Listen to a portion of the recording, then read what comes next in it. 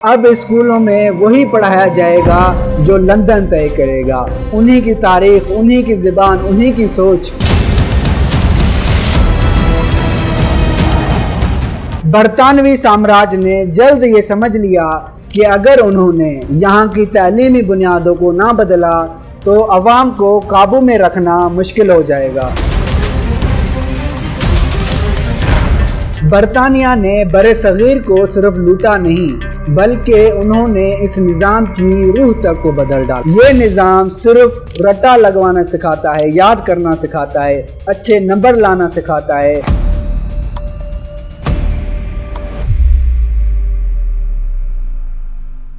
بسم اللہ الرحمن الرحیم۔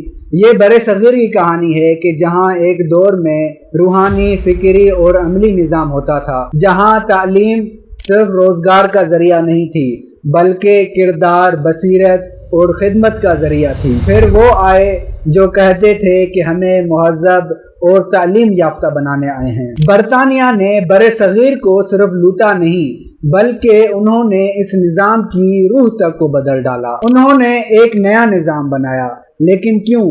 کیا وہ ہمیں تعلیم دینا چاہتے تھے یا وہ ایک ایسی نسل تیار کرنا چاہتے تھے جو صرف ان کے لیے کام کرے؟ برطانوی ایسٹ انڈیا کمپنی جب برصغیر میں آئی تو یہاں کا تعلیمی نظام ہزاروں برس پرانا تھا۔ مدارس، مکاتب، ہر شعبے کی تربیت الگ تھی، لیکن یہ نظام خطرہ تھا سامراج کے لیے، کیونکہ ایک باشعور قوم کو غلام نہیں رکھا جا سکتا۔ برطانوی سامراج نے جلد یہ سمجھ لیا کہ اگر انہوں نے یہاں کی تعلیمی بنیادوں کو نہ بدلا تو عوام کو قابو میں رکھنا مشکل ہو جائے گا۔ اسی لیے انہوں نے میکالے کو بھیجا ایک نیا تعلیمی نقشہ لے کر، تاکہ یہ جان سکیں کہ ہم برصغیر کی عوام کو کس طرح قابو میں لا سکتے ہیں اور ان پر کس طرح حکومت کر سکتے ہیں۔ کیا آپ نے کبھی سوچا ہے کہ جب انگریزوں نے برصغیر پر قبضہ کر لیا تھا تو انہوں نے سب سے پہلے یہاں آ کر اسکول کیوں بنائے؟ کیا ان کو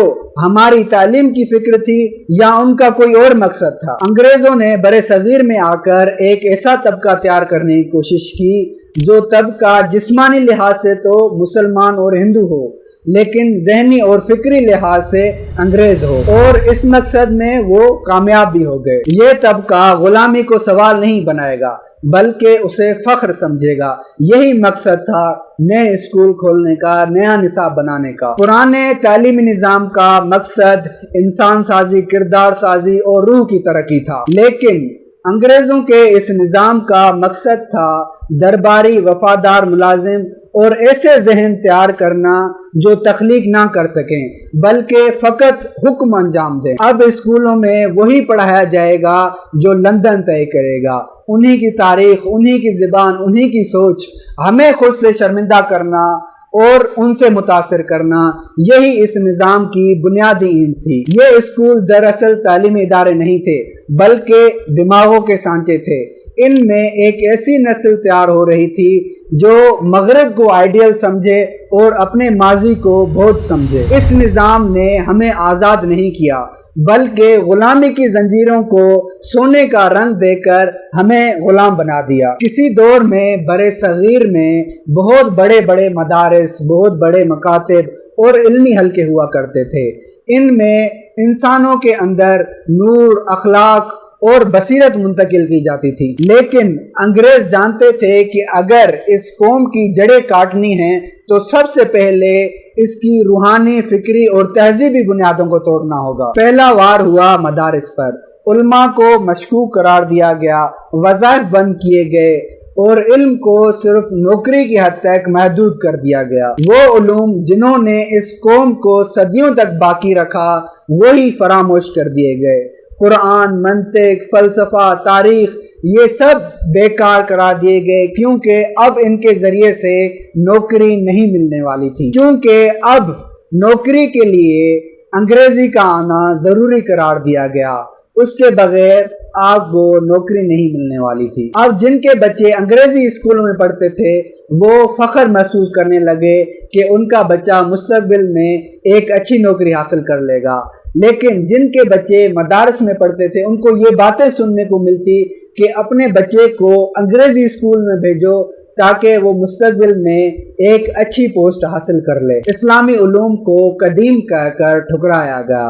ये निज़ाम हमें कुरान से दूर, अपनी ज़बान से शर्मिंदा, अपनी तारीख़ से नाआशना और अपनी तहज़ीब से बेजार करने आया था और वो इस मकसद में कामयाब हो गया। और जब कौमें अपनी असल से कट जाती हैं तो ग़ुलामी सिर्फ जिस्मों तक महदूद नहीं रहती बल्कि वो फ़िक्र और जहनों में उतर जाती है। 1857 के बाद जो तालीमी निज़ाम बरे सग़ीर में मुतारफ़ करवाया गया उसका मकसद कौम बनाना नहीं बल्कि ग़ुलाम बनाना था।